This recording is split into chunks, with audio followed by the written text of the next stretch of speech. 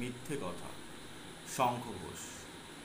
লোকে আমায় ভালোই বলে, দিব্যি চলনসই।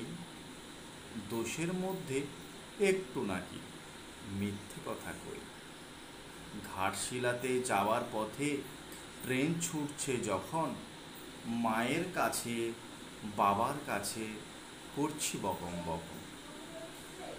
হঠাৎ দেখি মাঠের মধ্যে চলন্ত সব গাছে এক এক রকম ভঙ্গি ফোটে, এক এক রকম নাচে।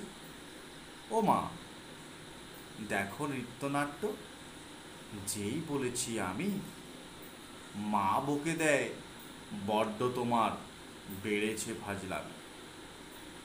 চিড়িয়াখানার নাম জানো তো? আমার মেজো মেশো আদর করে দেখিয়ে দিলেন পশুরাজের কেশো। কদিন পরে চুন খসানো দেওয়াল জুড়ে কি ঠিক অবিকল সেই রকম মূর্তি যেন দেখি। ক্লাসের মধ্যে যেই বলেছি সুরঞ্জনার কাছে, জানিস আমার ঘরের মধ্যে সিংহ বাঁধা আছে।